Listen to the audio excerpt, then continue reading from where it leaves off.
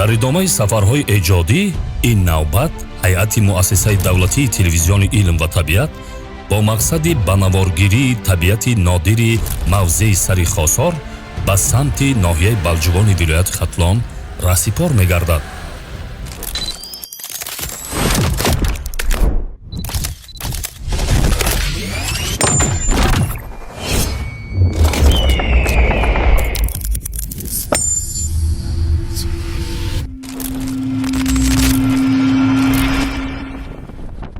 сари хосор.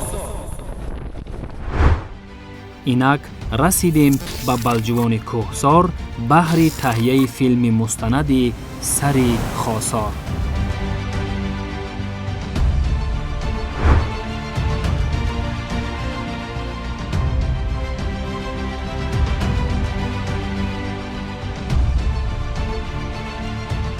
ёдовар мешавем ки Балҷувон аз ҷумлаи ноҳияҳои зодаи даврони истиқлоли давлатии ҷумҳурии Тоҷикистон буда 2 феврали соли 1996 таъсис ёфтааст. бо дар назардошти минтақаи кӯҳсор будан, ноҳия релефи хеле мураккаб дорад ва қисми зиёди ҳудуди онро кӯҳистон ташкил медиҳад.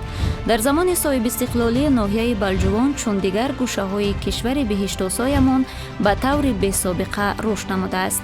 ба ифтихори ҷашни 35-солагии истиқлоли давлатӣ дар ноҳия бунёду навсозии 257 иншоот ба нақша гирифта шуда, дар раванди ободонию созандагӣ 270 иншоот сохта мавриди истифода қарор гирифтааст.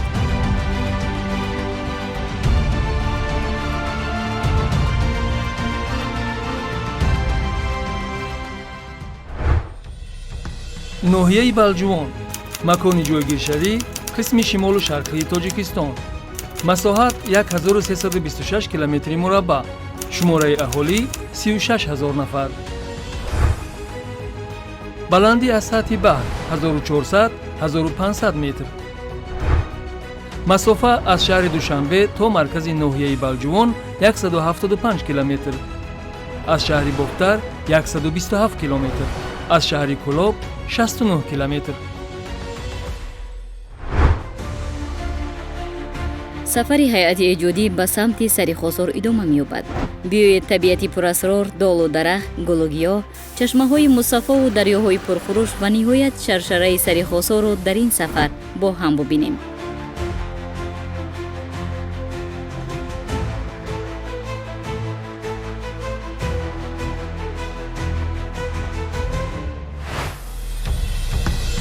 табиати зебову дилфиреби сари хосор, ҳавои тозаву чашмаҳои мусаффо, кӯҳҳои сарбафалак кашида, меваҳои шаҳдбор ва гиёҳҳои шифобахши он диққати ҳар як сокини кишварро ба худ ҷалб мекунанд ва чунин мавзеъҳо на танҳо дар Тоҷикистон, балки дар тамоми дунё ангушумор мебошанд.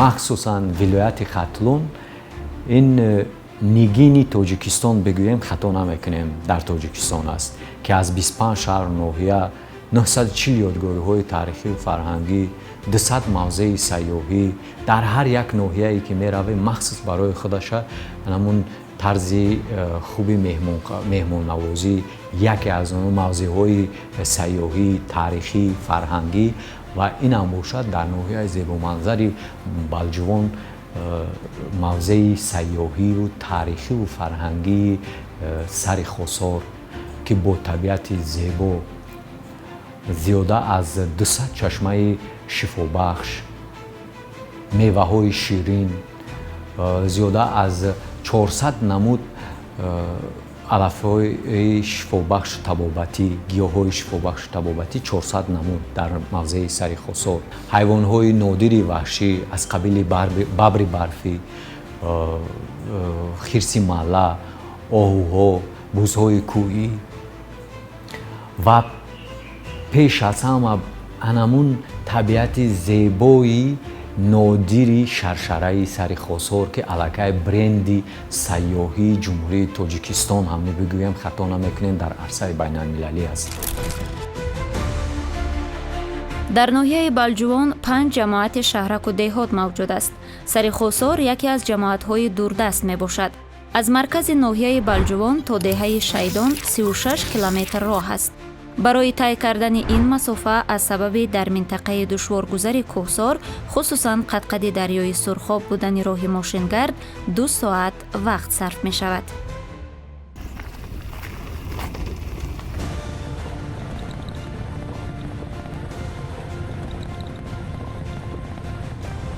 табиист ки дар фаслҳои гуногуни сол бинобар боришот, баланд шудани оби дарё ва ҳатто сард шудани ҳаво рафтуомад аз маркази ноҳияи балҷувон то деҳаҳои охири ҷамоати деҳоти сари хосор барои сокинону меҳмонон машаққатталаб аст.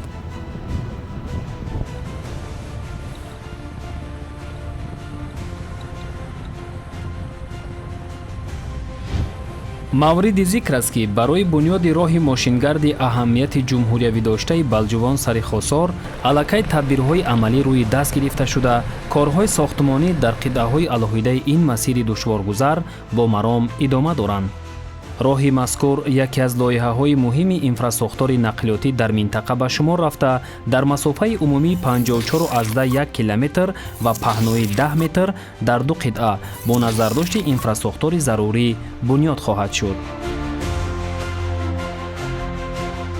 албатта сохтмони роҳи мошингарди балҷувон сари хосор дар баробари рушди иқтисодию иҷтимоӣ, баланд бардоштани сатҳи зиндагии сокинон, рафтуомади бемамоният дар ҳама фаслҳои сол, ҳамзамон барои ҷалби бештари сайёҳони дохилию хориҷӣ, рушди инфрасохтори сайёҳӣ дар ин минтақаи баландкӯҳи кишвар ки дорои табиати нотакрор ва назаррабо, олами ғании набототу ҳайвонот, шаршараю рудҳою хурушон, чашмаҳои шифобахш ва ёдгориҳои таърихӣ мебошад, заминаи устувор мегузорад.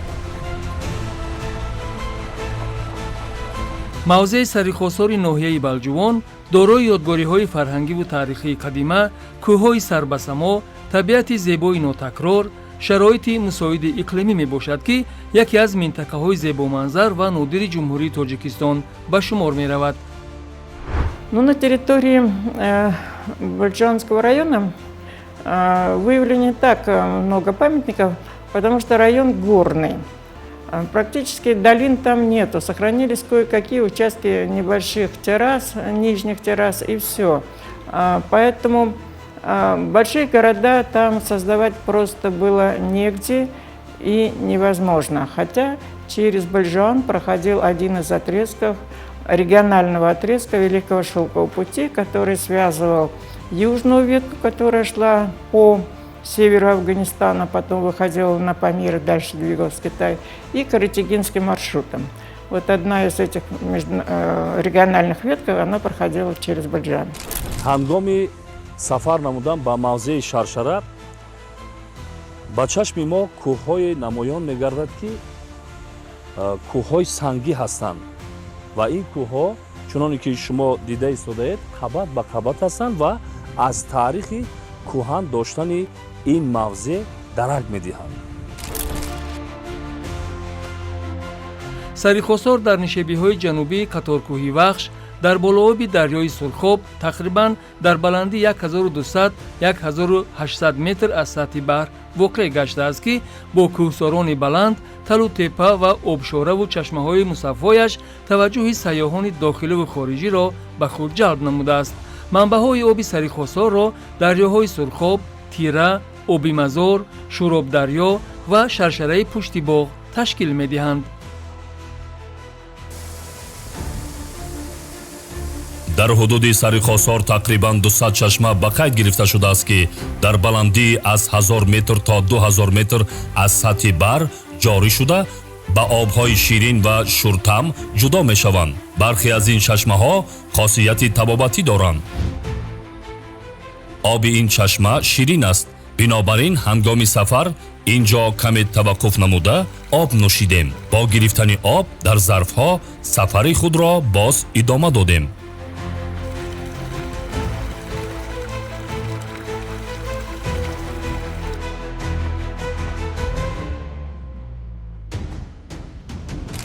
яке аз ҷанбаҳои дигари ин минтақа мавҷудияти манбаъҳои обӣ аст ки агар дар ҳудуди ҷумҳурии Тоҷикистон беш аз 200 чашмаҳои маъданӣ аз ҷумла 40 чашмаҳои гарм мавҷуд бошанд ва танҳо дар худи ҳудуди минтақаи Сари Хосор наздик ба 200 чашмаҳое ҳастанд ки онҳо вобаста ба дараҷаи маъданнокиашон гуногун ҳастанд, вале дар маҷмӯъ маъданнокии оби ин чашмаҳо аз 0.2 то 0.3 грамм литр аст ки ин ба меъёрҳои байналмилалӣ, яъне ҳам аз нигоҳи Созмони ҷаҳонии тандурустӣ ва ҳам аз нигоҳи стандарти ГОСТ ки соли 1982 барои оби нӯшокӣ қабул шудааст, комилан мувофиқат менамоянд. чуноне ки президенти муҳтарам ҷаноби олӣ пешвои миллат Эмомалӣ Раҳмон дар Созмони Милали Муттаҳид дар бораи манбаи об ҳамин суханронӣ карда буд. ватани мо ҳам яке аз сарчашмаҳои бою ғании об аст. Санговаш ин аст. Сангов ҳам ҳаман пур аз об. оби даҳи намак мегим, оби пиштибоғ, вадапад. боз дар мулокунии мо хуҷо олим чашмаҳо бисёр ҳастанд. оби кади гандара мегем, дар унҷо ҳам оби амихел, оби чашма бениҳоят зиёдам, бениҳоят. мавзеи Сари Хосор таърихи хеле қадима дошта яке аз марказҳои ривоҷи илму адаб ва маърифату фарҳанги халқамон ба шумор меравад.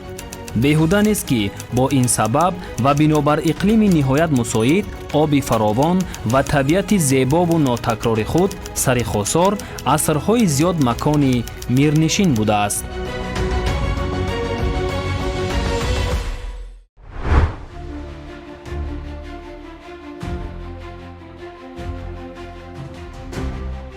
ҳар қадар мо ба мавзеи шаршара наздик мешавем, ҳамон андоза ҳавои салқинро эҳсос мекунем.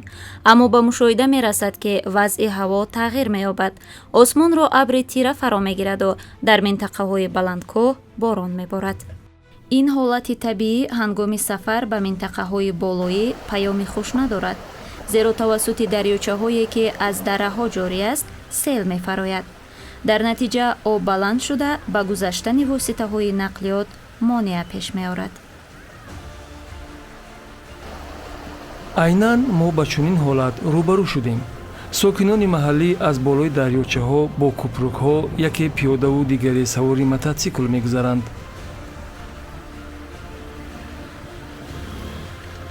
агар ин роҳро нагузарем, шояд то дер мунтазири паст шудани сатҳи сел шавем, аммо номаълум ки чӣ қадар вақт бояд мунтазир шуд.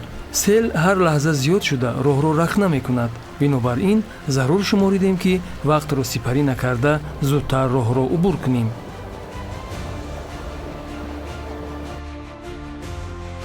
табиати Сари Хосор чунин аст.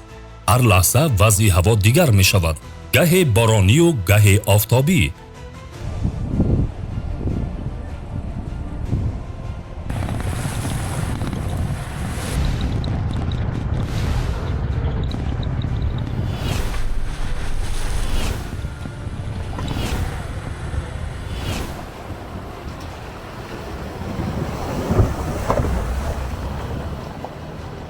ба оби пуртуғиён тан надода роҳро гузаштем, аммо чархи пеши мошин зарба хӯрд. барои таъмири чархи мошин аз санг истифода намудем ки бенатиҷа ба назар менамуд.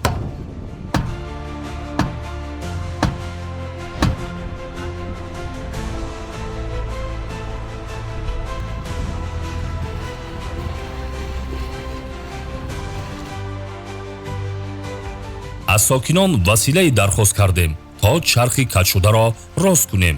худи онҳо ба кӯмаки мо омаданд.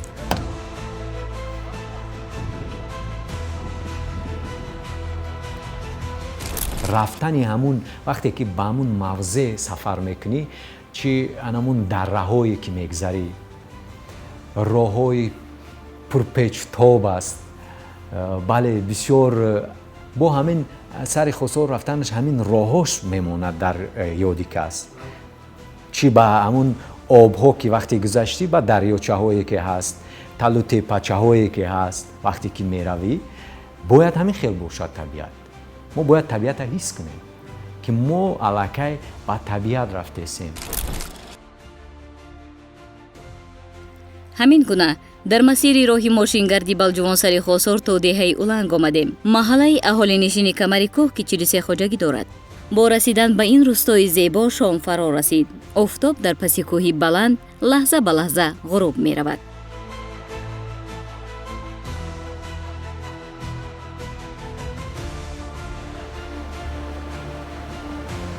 боридани борон дар минтақаҳои кӯҳсор сабаби баланд шудани сатҳи оби дарёи дара шудааст ки ин навбат ҳеҷ имкони гузаштан аз он нест.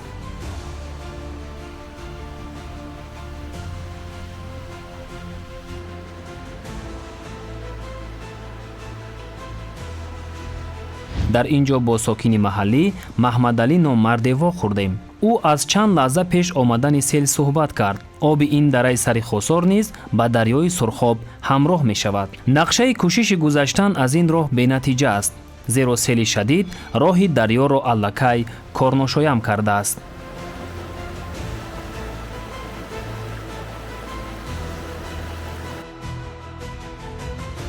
ин кӯпрок воситаи асосии пайвандгари деҳаҳои поёнӣ аз ҷумла уланг ба маркази ҷамоати деҳоти сари хосор деҳаи Шайдон аст ки солҳо боз ба мардум хизмат мекунад.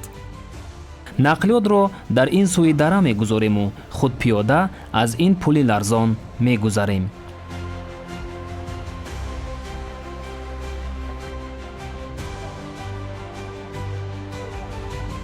меҳмоннавозӣ ҷузъи фарҳанги безаволи миллии миллати тоҷик аст.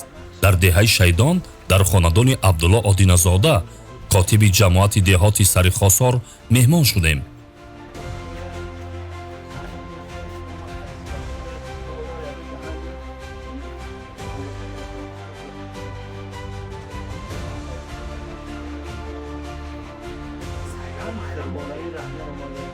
то нимашаб суҳбати хотирмон оростем. ҳатто барои рафъи хастагии роҳ сурудхонӣ ҳам кардем.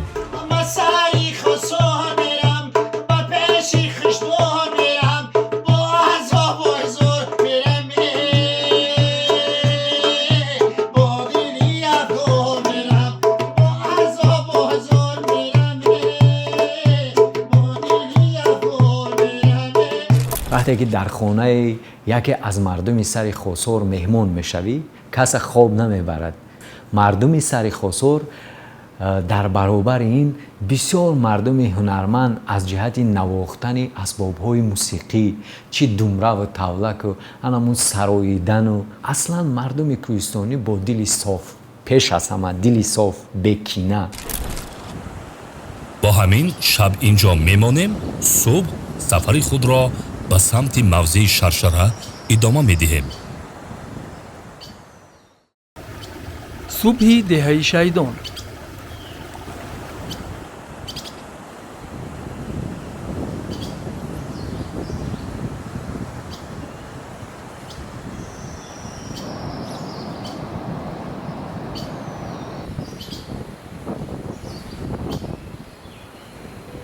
субҳи босафои деҳаи Шайдони ҷамоати деҳоти сари хосор. ин ҷо оҳанги табиат бо зиндагии сокинон ҳамнаво аст. деҳаи Шайдон аз захираҳои рекреатсионӣ бой мебошад. дар ин ҷо ёдгориҳои нодири таърихӣ ва табиие боқӣ мондаанд ки аз зиндагӣ, рӯзгор, анъана ва касбу кори сокинон қисса мекунанд.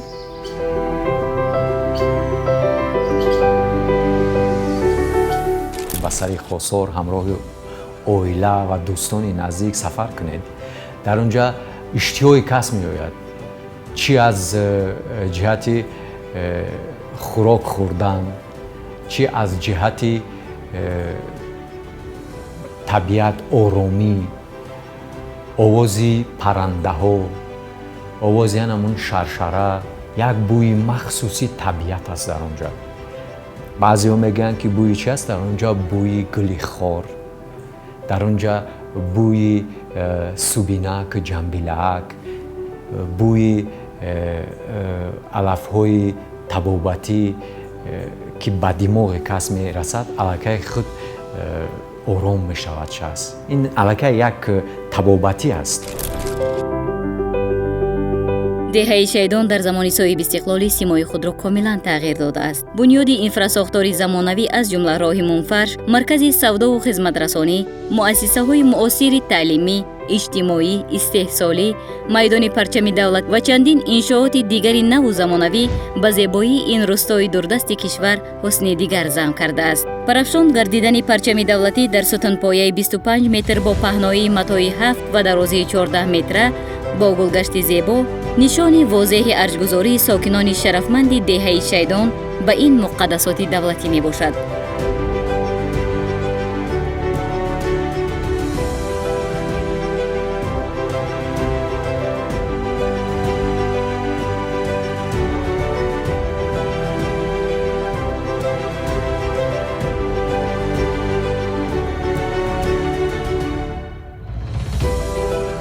дар умум дар ҳудуди деҳаи сари хусор 28 деҳа ва 1062 хоҷагӣ мавҷуд аст. ба ҳолати 1 июли соли 2026 шумораи аҳолии деҳоти мазкур 7932 нафарро ташкил медиҳад. барои идомаи роҳ аз деҳаи шайдон то мавзеи шаршара ки 27 километр роҳ аст, ҳайати эҷодӣ тавассути нақлиёти тамғаи УАЗ 469 сафар мекунад. ронандаи ин нақлиёт сокини маҳаллӣ ҳаким набизода аст ки собиқаи беш аз 20 соли ронандагӣ махсусан дар шароити душворгузари кӯҳсор ва ҳаракат дар дохили дарёи пурмавҷро дорад.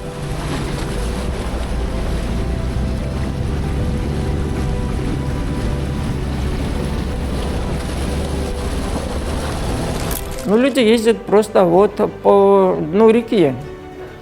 Мы когда первый раз приехали, так интересно, мы приехали, спросили, как нам доехать туда. Они говорят, вы куда собрались? Местные говорят, ну нам туда. Они говорят, куда вы туда? На такой поставьте, вот, в УАЗик. Я думаю, что такое? А потом, когда мы проехали первые 5 километров, я поняла, о чем они говорили. Я у них так тихо спросила, а ваша машина насколько хватает? На полгода, на год? Потому что, по идее, через год она должна развалиться. Ну, люди едут просто по камням. Но потом хорошо это, когда летом, когда вода падает. А вот вы представьте себе, как они добираются там, когда это зима, когда вода стоит высоко, весной, когда начинается основной сход вот, воды, таяние снегов в горах. Это же практически невозможно, некоторые стоят. ин масир низ қадқади дарё ва дохили сангобро убур мекунад ва барои тай кардани роҳ беш аз 1 соат вақт сарф мешавад.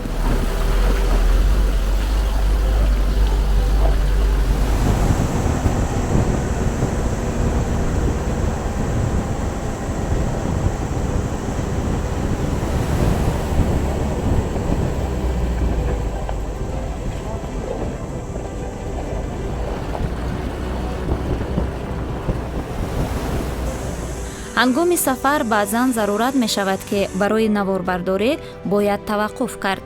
дар ин мавзеъ аз мошин пиёда шуда манзараҳои атрофи дараро рӯи навор меорем ки басо ҷолибу диданист.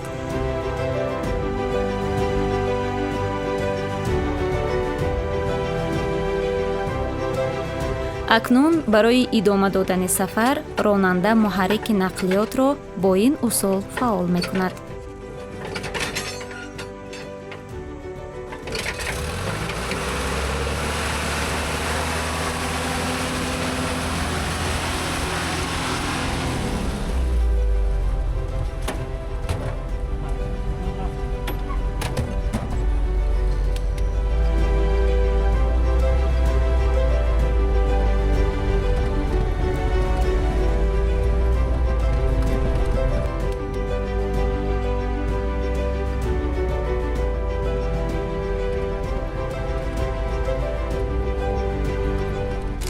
аз ҷамоати деҳоти сари хусор ба мавзеи шаршара 28 километр роҳҳои душворгузар аст ки мо бо ана ҳамин гуна техникаҳо ин роҳро тай мекунем. Боз як мошини дигар рӯ ба рӯи мо дар ин роҳҳо бо кашондани мусофир машғул ҳастанд.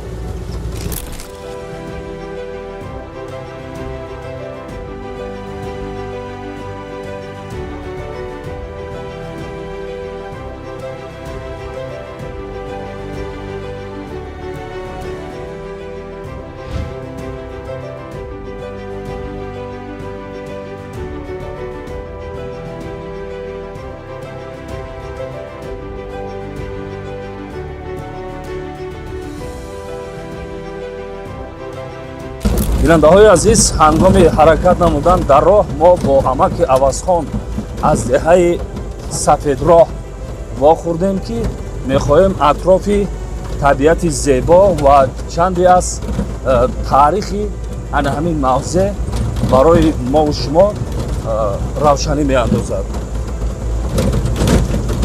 табиати мо яке аз табиатҳои дар се фасл чӣ дорад? ҷои тамошо дорад. тирамо, баҳор, замистон. ҳамин се фаслш барои тамошо аст ки барои ҳама зиндагӣ мекунад. тамошо кунед инҷа чӣ манзараҳои зебо. тамоми меҳмонҳои хориҷӣ меян ям местанд ҳамҷа тамошо мекунанд. ана тамошо ҳеҷ хел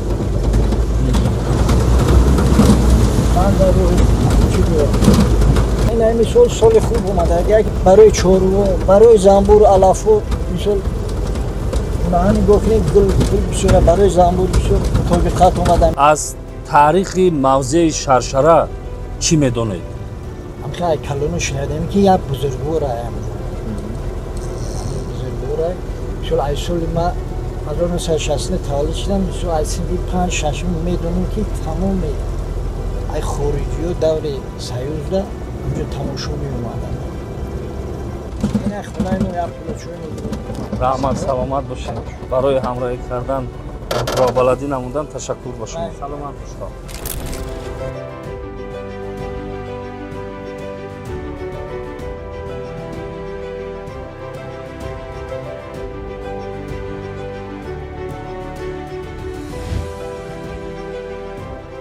дар шафати дарёи Сурхоб дар канори кӯҳҳои баланд деҳаҳои зебои сари Хосор ҷойгир шудаанд. сокинони заҳматпеша бо шукргузорӣ аз сулҳу суботи кишвар асосан ба кишоварзӣ, сабзаводкорӣ, боғдорӣ, чорводорӣ ва занбури асалпарварӣ машғуланду рӯзгори осудаи худро аз ин ҳисоб пеш мебаранд.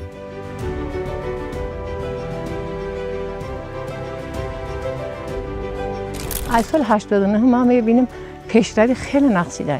این جای مثال دهمگیری اینا سیاحان میویان. این جا با مثال مهمانخانه شده. همه شرایطش هست. مکتب نبود تا صنف 4 بود. این مکتب 10 ساله شد. 11 ساله شد مثال با. خانه بنگاه تیبی شد. تا مغازین شد. روحو شد. سویت شد. دیگه ما یکون کم بودیم نبخدو حس نمیکنیم. خشرو آباده خشرو شده خیلی خیلی عمر رفت. یعنی عمر رفت. یعنی استفاده شلو امید داریم از جناب عالی. من رحمت میگم به جناب عالی. تمام یگون کاملی درمان است. کادرای نقض برماده است. کادرای با سواد برماده است. بچه‌های ما میرن در این پروژه آزمون رو یکم جا میگیرن میآیند. یگون طرف ما کمبودی نداریم. همه خلقی مثال با مدنیت، خلق میفهمیدگی، خلق کارگر، ولی در خونه همش حساب چوربو، حساب مرغ پروری، حساب زنبور پروری، همه شرایطش نقضه. یا خودشون میخونن، خودشون میپشنن، مثال زندگیشون ای محنت حلال خودشون پیش میبرن. شغل اساسی ساکنان دهات سری خسار کشاورزی دانسته می شود.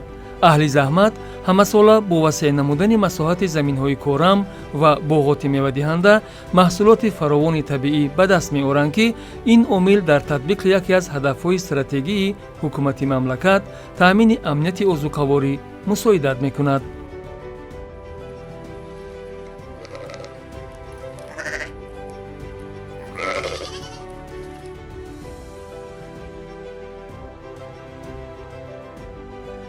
занбурпарварони деҳоти сари хосор хусусан деҳаи молоконӣ намудҳои гуногуни асали табииро дар ин гӯшаи дорои табиати дилфиреб истеҳсол мекунанд.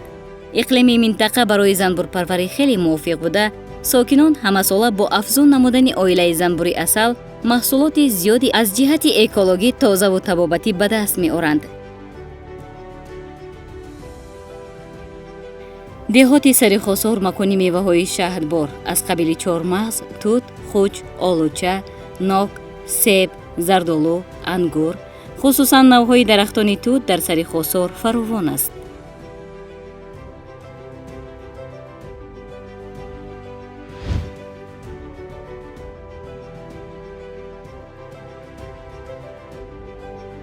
навъҳои маҳаллии тут аз қабили тути балхӣ, бедона, тути сафед, шаҳтут ва тути сиёҳ бо хусусияти шифоиву ғизоии худ дар байни мардум аз қадимулайём машҳуранд. сокинони деҳоти сари хосор аз тут анвои гуногуни маҳсулоти ғизоӣ аз ҷумла ширинии тут ҳамчун захира барои зимистон тайёр мекунанд, ки аз ҷиҳати экологӣ хушсифат аст. зеро ширинии тут дар байни мардум ҳамчун маводи ғизоӣ ва давои бисёр бемориҳо истифода бурда мешавад. дар деҳоти сари хосор ба ҳар хона ки меҳмон ояд, ширинии тут дастархонро ором медиҳад.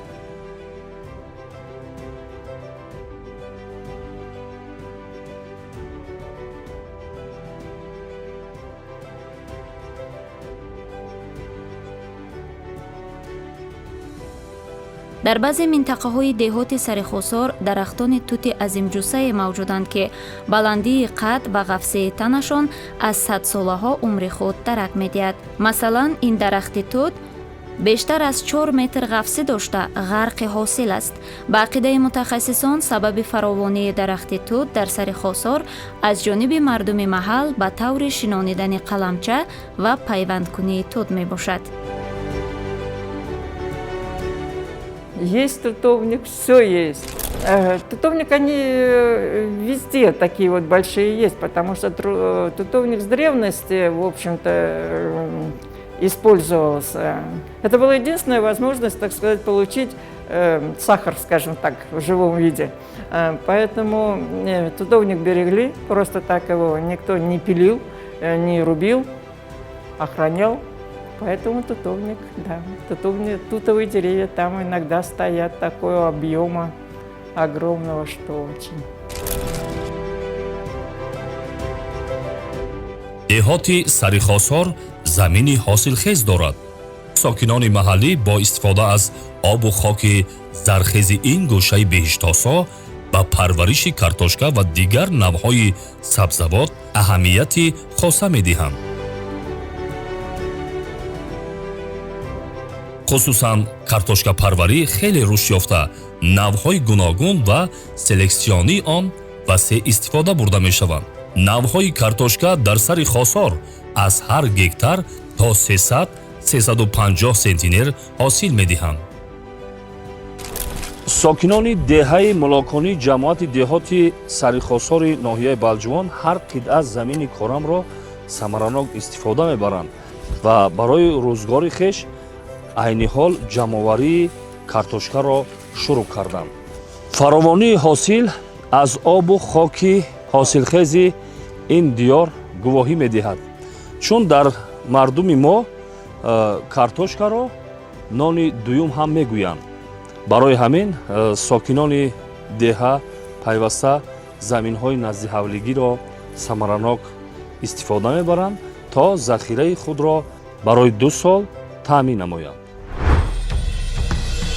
мавзеи сари хосор барои рушди кишоварзӣ пеш аз ҳама картошкапарварӣ, боғдорӣ, асалпарварӣ ва чорводорӣ имкониятҳои ниҳоят васеъ дорад ва зарур аст, ки аз онҳо, яъне аз шароити муҳайёкардаи табиат ҳарчи бештару пурра истифода карда шавад.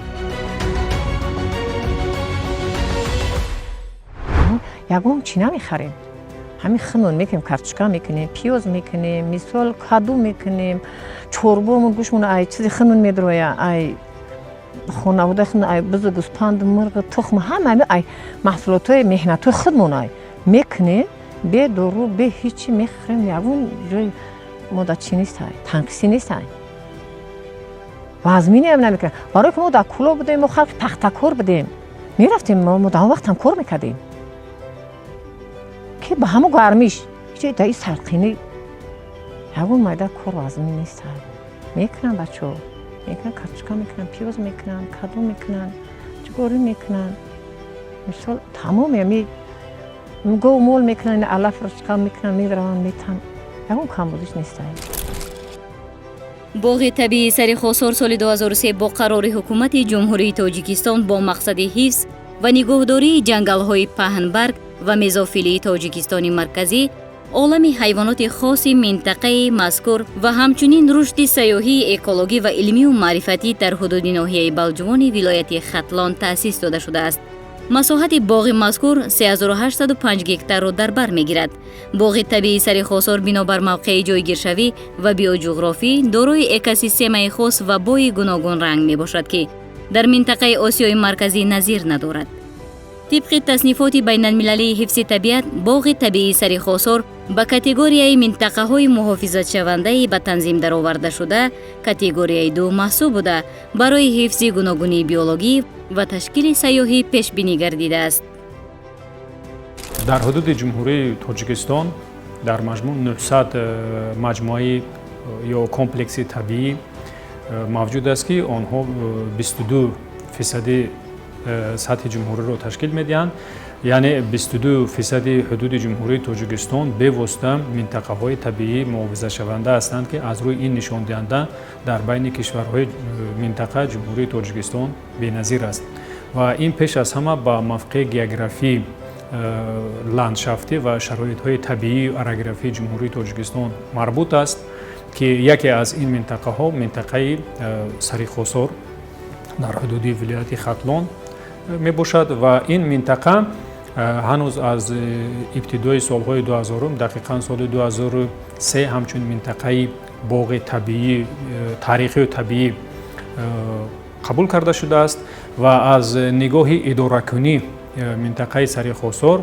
ба категорияи 4-уми созмони ҷаҳонии ҳифзи табиат марбут аст ки дар ин категория табиат на танҳо аз нигоҳи географӣ ва ботаникӣ балки аз нигоҳи антропологӣ ва аз ҷанбаи этнографӣ низ хусусиятҳои ба худ хосро дорад ва умуман дар ин минтақа як ландшафти умумии табиию антропогениро мушоҳида кардан мумкин аст ва вобаста ба мавқеи географии ин минтақа ки дар баландиҳои аз 400 то 1500 метр воқеъ гардида аст, тафовути фарқияти баландиҳои ин минтақа ба пайдоиши ландшафти он мусоидат намудааст. ва агар мо аз нигоҳи орографӣ, географӣ, геоботаникӣ ва биогеографӣ нигоҳ кунем, воқеан ин минтақа ба яке аз минтақаҳои нодири табиӣ марбут аст ки дар кам минтақаҳои кураи замин чунин табиатро мушоҳида кардан мумкин аст. бо мақсади ҳифзу нигоҳдории чунин табиати нотакрор ва обод кардану ба яке аз минтақаҳои сайёҳии кишвар табдил додани ин мавзеъ моҳи октябри соли 2003 бо қарори ҳукумати мамлакат боғи табиии сари хосор таъсис дода шуд.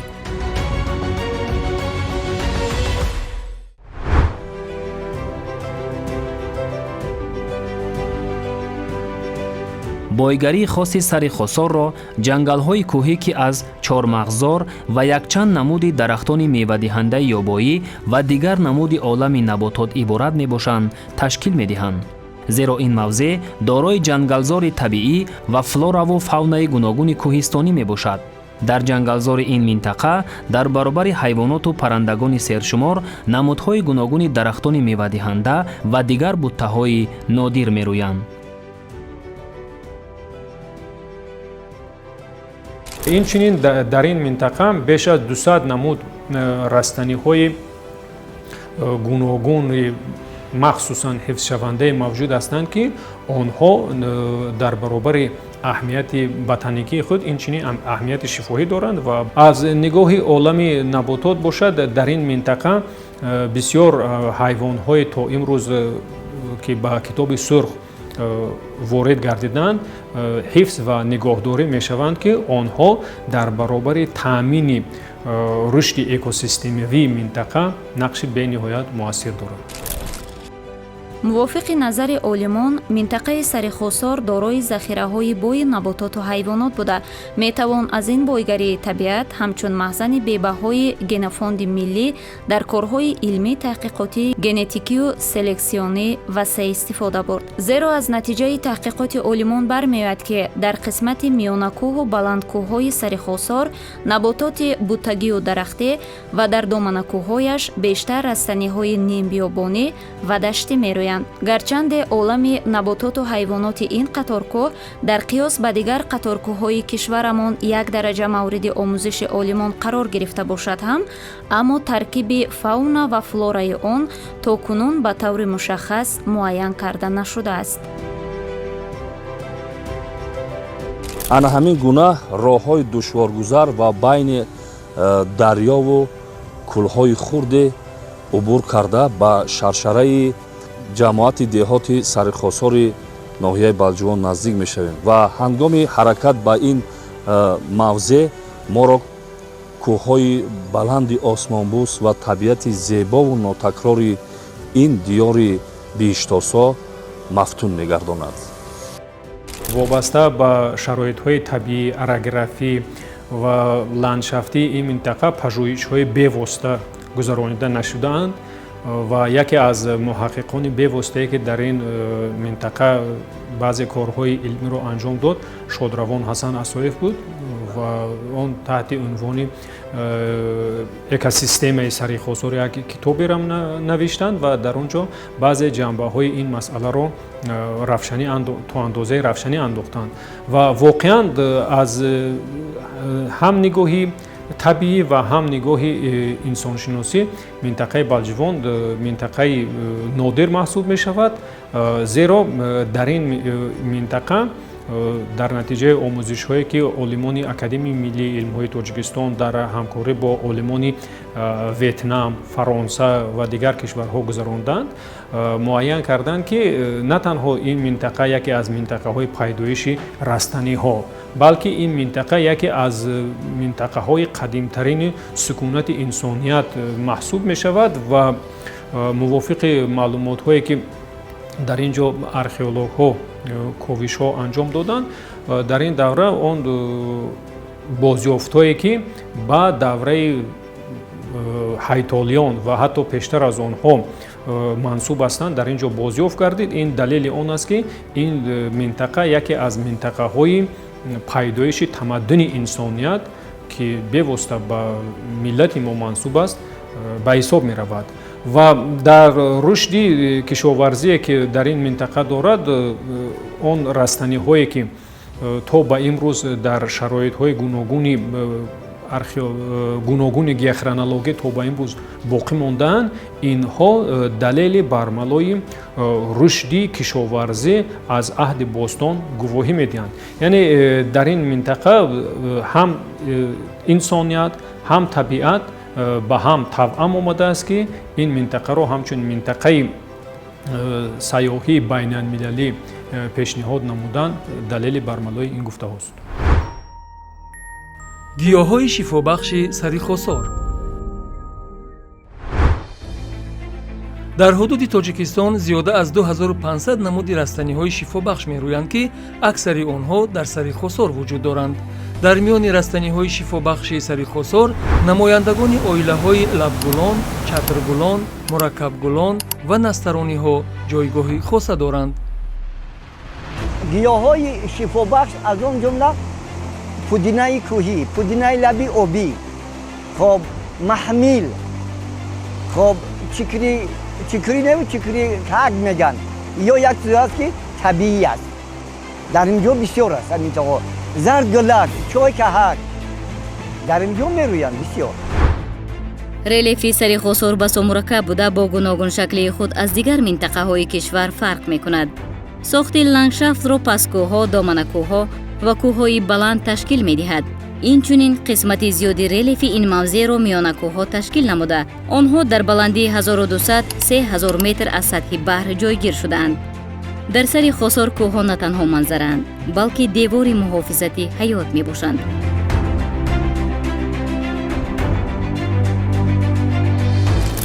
мавзеи сари хосор бо ҳамин кӯҳҳои сангини тасвирдор аз дигар минтақаҳои тоҷикистон фарқ мекунад.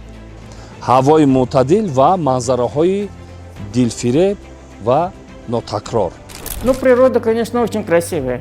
Тут, конечно, очень хорошо, особенно если еще чуть-чуть выше Сари-Хосора поднимаешься, там вот начинается зона арчевых лесов, это вообще прекрасное, очень хорошо, очень красиво. И когда, например, от Бальжана едешь в сторону водопада, там тоже все очень красиво. Я бы вот так вот иногда едешь, и там какой-то себе фермер поставил себе домик, и так уютно, так хорошо. Самой хочется заселиться там и жить в тишине, и чтобы вот так вот было тихо, и ничего больше вокруг не было. Только вот эта природа и тишина. Это очень хорошо, конечно, там очень красиво и очень хорошо. дар шароити имрӯза ки дар индустрияи ҷаҳонии туризм яке аз масъалаҳои асосии рушди туризми экологӣ аст, беҳтарин минтақаи ҳудуди ҷумҳурии тоҷикистон барои рушди туризми экологӣ ин минтақаи Балҷивон аст. Чаро ки дар ин ҷо на танҳо ба олами наботот, балки ба урфу одатҳо ва анъанаҳои деринаи таърихи инсоният ва инчунин ба шароитҳое ки аз таърих то ба имрӯз боқӣ мондаанд сайёҳон шинос мешаванд. Зеро дар ин ҷо як навъ селексияи маҳаллӣ рушд кардааст ки на танҳо дар дигар минтақаҳо, балки ҷумҳурӣ, балки берун аз он низ ин селексияро мушоҳида карда намешавад. Ва дар шароити имрӯза ки экосистема зери таъсири гармшавии глобалии иқлим қарор додааст, бинобар ин дар шароити мураккаби орографии ҷумҳурии тоҷикистон интиқоли селексияи мардумӣ ки дар тӯли асрҳо то ба ин минтақа то ба имрӯз боқӣ мондааст, рушд додани он ҳам барои рушди туризми экологӣ ва ҳам барои мутобиқ гардондани растаниҳо дар шароити тағйирёбии иқлим аҳамияти махсусан муҳим дорад. бо наздик шудан ба мавзеи шаршара қалби касро эҳсоси шодӣ фаро мегирад. дар воқеъ табиати нодиру манзараи шигифтангез. бо тай кардани 28 километр роҳ аз деҳоти Шаҳидон расидем ба шаршараи сари хосор, табиати нотакрор, обҳои мусаффо ва манзараҳои дилфиреби ин кӯҳистон ва аз таърих ва ин мавзеи дилфиреб ба шумо маълумот хоҳем гуфт.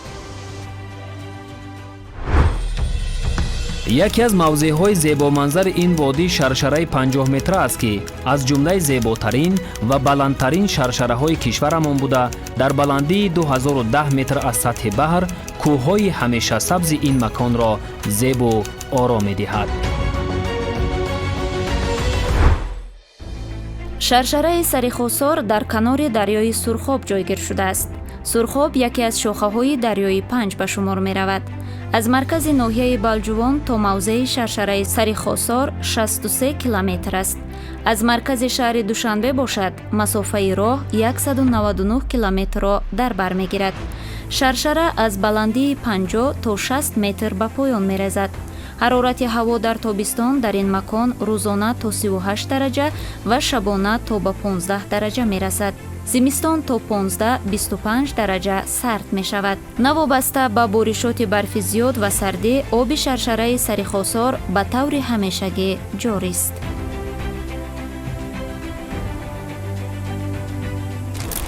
калунҳо мегӯянд ки ҳамин ба дараҷаи ҳамин овози баланд доштааст ки одамое ки дар ҳамин маҳал зиндагӣ мекарда бистанд, овози якдигарро намешуниданд аз ҳисоби овози баланди шаршара. ана ки ё муъҷиза боша ё ки шасти об баланд боша, ҳамина чикор кардан, рафта дар ҳамун чашма як ҷома, як ҳамун чиз дар ҳамун чашмае ки об мебарояд, дар ҳамун ҷа партофтанд. то ки ҳамин овози ҳамин шасти ҳамин об пасттар шавад ки ҳамин маҳал овоз якдигарро ба хубӣ чо кунанд бишнаванд ё мӯъҷиза бошад ё як чӣ бошад ки ҳамин хел гуфтани гап ҳаст аст. табиати бою нотакрори сари хосор таваҷҷӯҳи сайёҳони дохилию хориҷиро ба худ ҷалб намудааст. дар ин мавзеъ кӯҳҳои сарбафалак, чашмаҳои мусаффо, дарахтони нодир ва гулу гиёҳҳо бутаҳое ки дар дигар мавзеъҳо кам ба чашм мерасанд дар ин мавзеъ хеле зиёданд. бинандаҳои азиз, ҳангоми сафар намудан ба саргаҳи оби Шаршара дар ин ҷо як нерӯгоҳи хурди барқи обӣ бо иқтидори 180 киловатт-соат бунёд шудааст ки метавонад меҳмонхонаи ин мавзеъ ва деҳаҳои гирду атрофи ин мавзеъи зебоманзарро бо барқи доимӣ таъмин намояд. бо мақсади истифодаи самарабахши оби фаровони ин мавзеъ дар шафати Шаршара нерӯгоҳи хурди барқи обии пушти боғ бо иқтидори 180 киловатт бунёд шуда баҳри таъмини меҳмонхона ва нуқтаҳои истироҳатии он инчунин ба деҳаҳои атроф низ қувваи барқ интиқол дода мешавад.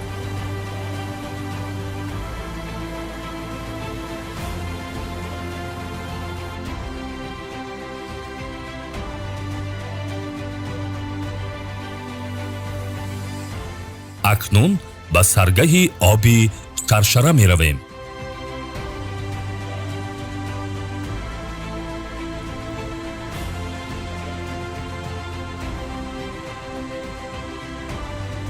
бо ҳамин роҳ ба масофаи бештар аз 2 километр байни долу дарахти марғзор дар самти муқобили ҷоришавии оби Шаршара ба саргаҳи чашма меравем.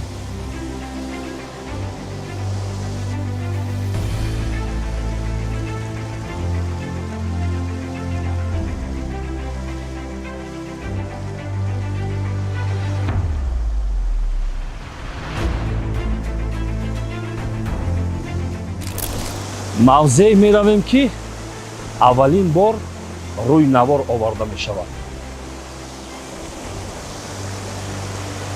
ҳар сари қадам ба табиати Тоҷикистон вақте сафар мекунем ба чунин табиати зебову нотакрор, ба чунин обҳои мусаффо рӯбарӯ мешавем ва кас аз ин табиати зебо, аз ин манзараҳои дилфиреб, аз ин гулу гиёҳҳову дарахтҳои зебо воқеан ҳам як рӯҳу илҳоми тоза мегирад.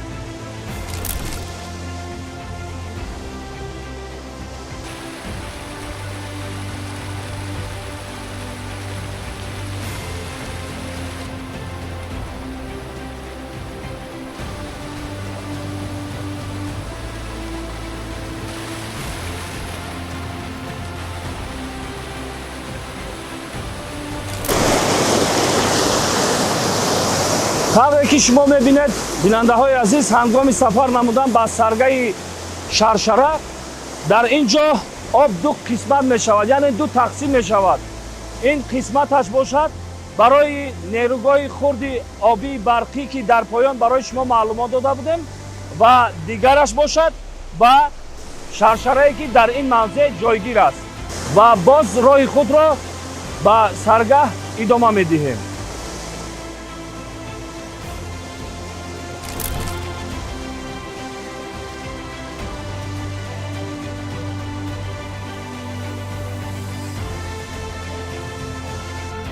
атрофи Шаршараро ҷангалҳои табиӣ, дарахтони чормағз, арча ва дигар растаниҳои нодир иҳота карданд.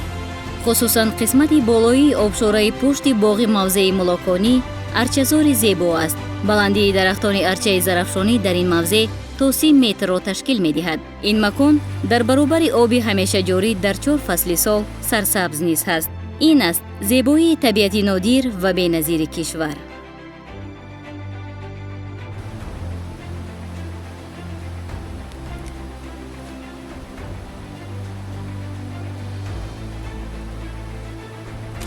ва инак расидем ба саргаҳи оби Шаршараи сари хосори ноҳияи Балҷувон.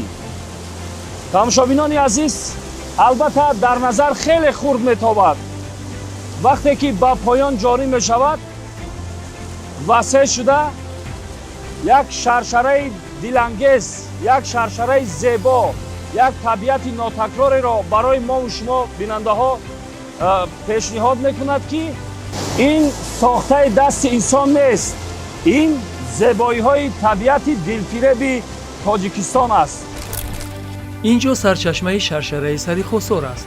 оби шаршара аз дили кӯҳ аз зери сангҳои азим фавора зада ба масофаи бештар аз 2 километр ба поён ҷорӣ мешавад. оби софу сарди ширин, манзараи зебову ҳайратангез.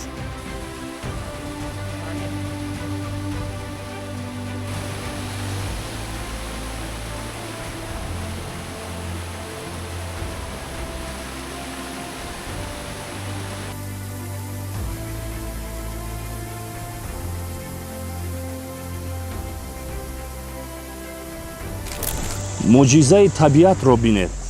аз дили санг об ҷорӣ мешавад ва ба поён рафта шаршараи бузургеро мемонад ки кас аз дидани он ба ҳайрат меафтад.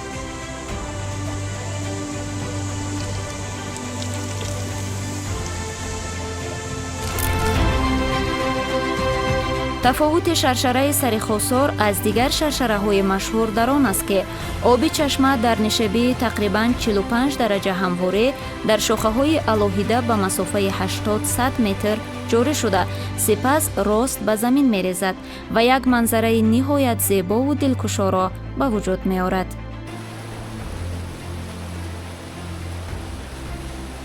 ما هم میریم شرشره پشتی باغ همین تماشا میکنیم که همین بگوه میشه افتا همین سمیه همین شرشره رنگ شیره اوش سفیده این او سفید میگفتن در وقتش عروس سفیدش با چی میویا شخص که میاد سفید خف کردن من نگاه میکنی میگه همین خداوند همین معجزه به دست آفریدگی همین تاش رنگ مخمل سبزوری همین که روز کشیدگی همین شبوت همین او میزنن میگه دیگه همین نخیزم بیست میجا همین یک معجزه ناتکراری طبیعت باور میکنیم ما به درجه خود میبینیم که حس میکنیم نگاه میکنیم میگه خداوند همه معجزه میآفرید دیگه ایده دیگه چیش نیست این صنعی نیست این تهیه کردگی نیست این خداوند خودش آفریده به آب حیات نیست به آب زندگی نیست مثلا همین آب شرشره ما در کسلی کبودخفا همین تماشا کردن نگاه کردن همین آب شرشره با کبودخفا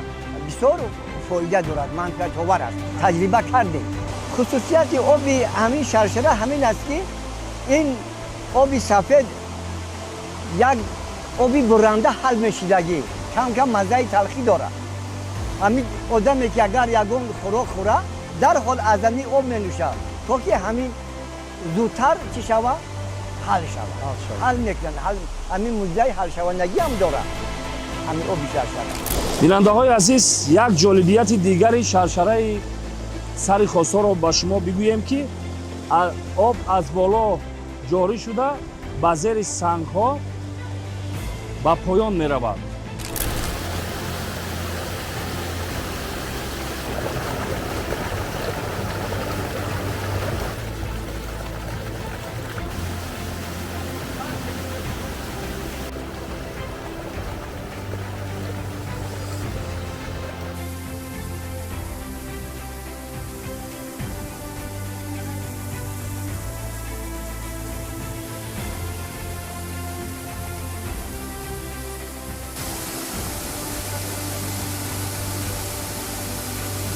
сари хосор низ яке аз мавзеъҳои хушманзара ва хушбодоҳавое аст ки бисёр сайёҳон ба мақсади экотуризм ба сари хосор ва мавзеъҳои он барои тамошо омада истодаанд. сари хосор имкониятҳои бои табиӣ дорад. аз ҷумла меҳмонхонаи сари хосор дар гирду атрофи он шаршараи сари хосор қарор дорад ва дарахтони кӯҳансол дар ин гирду атроф хеле зиёд ҳастанд. чашмаҳои мусаффо яке дигар аз ин мавзеъҳо аст ки сайёҳонро ба худ ҷалб менамоянд.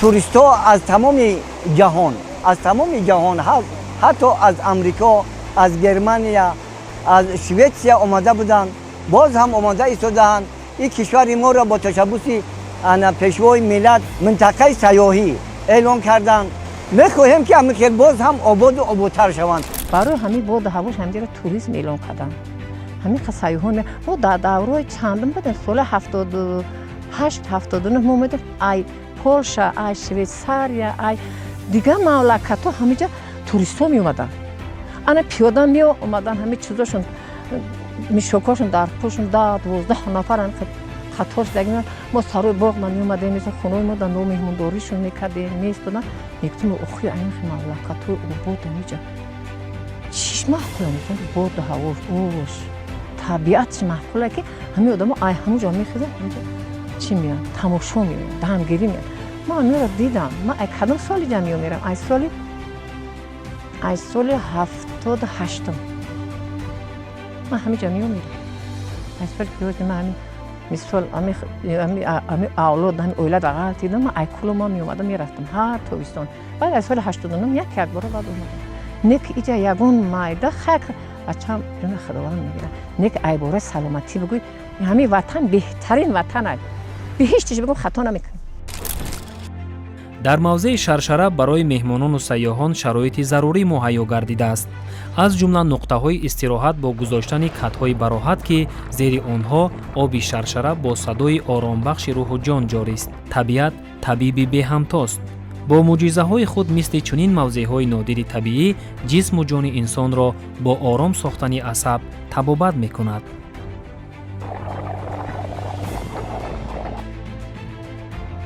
مهمانخانه زمانوی سه آشانه با تختخانه ساخته شده است که دارای 24 حجره میباشد.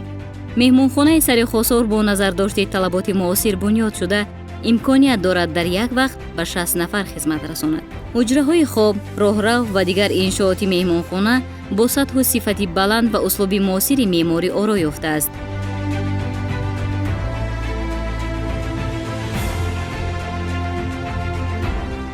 برای شناسایی به این موضع حیوانات و نباتات و طبیعت و ثروت طبیعی تاجیکستان در یک گوشه مهمانخانه آثارخانه تشکیل شده است که سیاحان داخلی و خارجی از آن دیدن می‌کنند.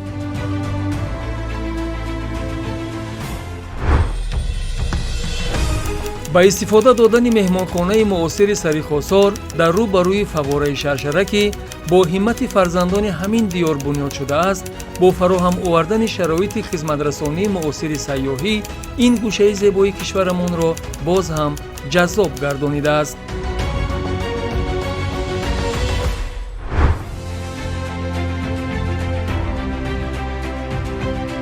در فضای کشاد نزد مهمانخانه میدانچه الوهیده برای بازی‌های فوتبال و والیبال و تنیس بنیاد یافته. از چنین امکانیت‌های معاصر میزبان می‌توانند به طور وسیع استفاده برند. گرد و اطراف مهمانخانه چراغان کرده شده. گل و بوته‌های رنگارنگ به زیبایی این مکان حسن دیگر ضم می‌کنند. بنیاد اینفراساختار زمانوی در این گوشه دوردست کشور بیشک به جلب بیشتر سیاحان مساعدت می‌کند.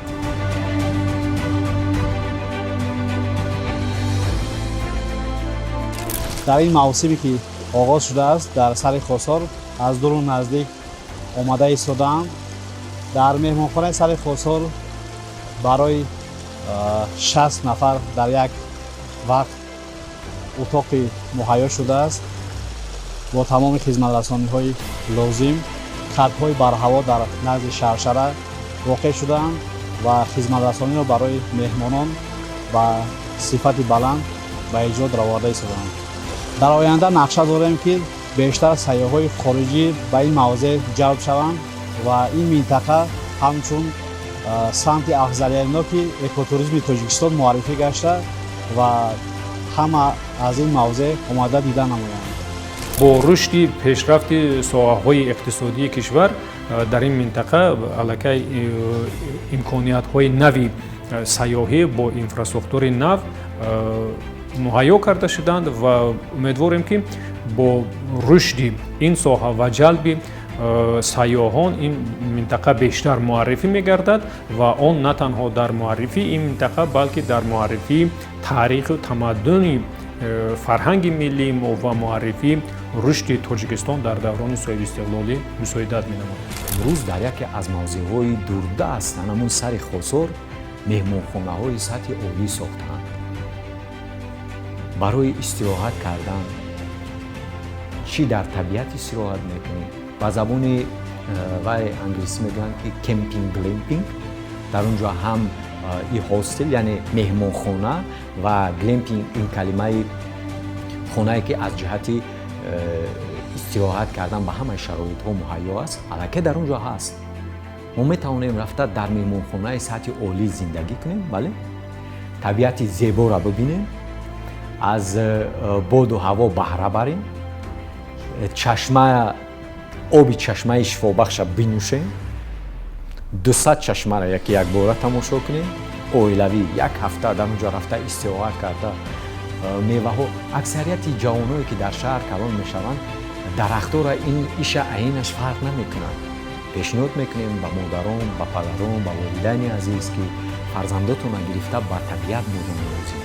як ҳафта не 3 рӯз дар сари хосор истироҳат кунем, фарзандора бубинанд, анамун табиатро бубинанд, дарахтора бишиносанд, анамун меваҳои ширине ки ҳаст шиносанд ки аз чӣ мерӯяд ҳамин мева, аз бозор нахаранд, бубинанд ки дар ҳақиқат ки чӣ хел мерӯяд, чормағз чӣ хел мерӯяд, себ чӣ хел мерӯяд. аксарияти ҷавонҳои шаҳр намедонанд ин чиза, аксарият намедонанд.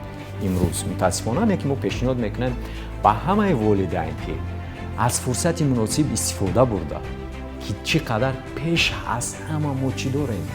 тинҷӣ, оромӣ ки бе ягон монеагӣ дар кадом вақте ки бошад ё набошад мо метавонем ки барои истироҳат чӣ дар шаҳр бошад, чӣ дар як қисмати дурдасти тоҷикистон бошад, рафта истироҳат кунем. мо болои ҳамаи ҳамин инфрасохтор ҳаст, яъне меҳмонхона ҳаст, сатҳи олӣ, оби гарм, хунук, ҳама чиз аст. куҷо меравем як давлати дигар? марҳамат, пешниҳод мекунем ба сари хосор мавзеи табиӣ, зебо, меҳмоннавоз, мардуми меҳмондӯст, ҳама чӣ ҳаст. мавзеи сари хосор дар кишварамон яке аз минтақаҳои зебои сайёҳӣ аз лиҳози экологӣ тоза, иқлими мусоид ва мавзеи ёдгориҳои нодири таърихиву фарҳангӣ мебошад. Книга есть издана, она есть в библиотеке центральной. Кто интересуется, может прийти, ее посмотреть, полистать, почитать и узнать, сколько всего там, историю Бульджана и сколько всего там всех этих памятников есть. шукронаи истиқлолият, шукронаи ватан. Табиати он бисёр табиати зебову беназир аст. ҳар як қадами рафтагии мо зебоӣ дорад. месазад ки ин зебоиро мо ҳифз кунем, ҳурмат кунем, қадр бидонем. ҳеҷ ай ҳама дар дунё ҳамин малка тенҷиша ободиша модар хоҳонад. ай рӯз чи ари фарзандо ки ҳамин мисол дунё тенҷ боша, мулк обод боша, фарзанд тенҷа. ҳамин мисол шумо инаи бачаҳо шумо тенҷ бошед, модаро тенҷа. модарон мисол осоиштан, модарон мисол ба хотири ҷамъ ҳамо мисол коршона мекунанд, ҳамо ҷа мисол вақт чӣ хел бигӯм, ҳамин одам ҳамин мулк тенҷ боша, одам модар тенҷа. ман як мина модарам мега худо 100 соли дигар ҷаноб зинда боша. ҳамин мулк ҳамин хел мулк як мулк тенҷа тенҷ кард, обод кард, ҳама меҳнат мекунад, ҳама тенҷ мехӯрад. а бача дар хона тенҷ хоб карда намешид, раҳгашта ай дилёр намешид як хона бобрӯй. иқа тенҷӣ, иқа ободиро ки дод? аввал худованд моро муяссар кард, баъд ҷаноби ӯ кард. то ҳине дар дунё ҷондон дар ҳаққи ҷаноб дуогӯем. то ҳине дар дунё даршан аст, худо бача ягон тори му кам нашуд. худо 100 сола шавӣ, худо мулка тенҷ кунӣ, худо ҳамин доимо дар тай пари шумо бошад, соябони сари мо бошад. воқеан ноҳияи балҷувон, хусусан мавзеи шаршараи сари хосор дар ҳама фасли сол бо табиати беназири худ дар самти рушди туризми байналмилалӣ, аз ҷумла сайёҳии экологӣ, кӯҳнавардӣ, шикорӣ, табобатӣ ва амсоли ин имкониятҳои фаровони табиӣ дорад. дар таҳияи филми мустанади сари хосор ки то ба мавзеи шаршара омадем, чунин дарёфтем ки оби шаршара танҳо як унсури ҳаёт нест, он рамзи зиндагист, доимо ҳаракат мекунад. мисли пардаи нуқрагин аз кӯҳ фурӯ мерезад ва ин мавзеъро зинда нигоҳ медорад. аз ин ҷост ки ин макон экосистемаи нодири табиӣ дониста мешавад. ин аст яке аз мӯъҷизаҳои табиати тоҷикистони биҳиштосо.